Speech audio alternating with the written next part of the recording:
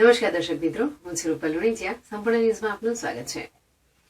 ડીસામાં આજે ફરી ફૂડ વિભાગની ટીમે દરોડા પાડ્યા હતા અને દુકાનમાંથી શંકાસ્પદ તેલના સેમ્પલ એકાદશીની કાર્યવાહી હાથ ધરી હતી.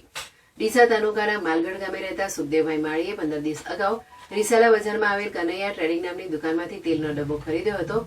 તેઓ તેલનો ડબ્બો લઈ ઘરે પહોંચ્યા બાદ ઉપયોગમાં કરતા તેલ ભેળસેળવાળું હોય તેવું જણાયું હતું, જેથી તેમણે ગાંધીનગરમાં ફરિયાદ કરી હતી. જેને પગલે આજે ફૂડ વિભાગની ટીમે ડીસામાં તપાસ કરી હતી. ઇન્સ્પેક્ટર પ્રિયંકા ચૌધરી અને તેમની ટીમે આજે ગાંધી ચોક વિસ્તારમાં આવેલ કનૈયા ટ્રેડિંગ નામની દુકાનમાં પહોંચ્યા હતા, જ્યાં શંકાસ્પદ તેલના સેમ્પલ પરીક્ષણાર્થે મોકલવાની તજવીજ હાથ ધરી હતી. ઉલ્લેખનીય છે કે ડીસા પંથકમાં છેલ્લા ઘણા સમયથી અખાદ્ય ચીજવસ્તુઓનું મોટા પાયે વેચાણ થઈ રહ્યું છે.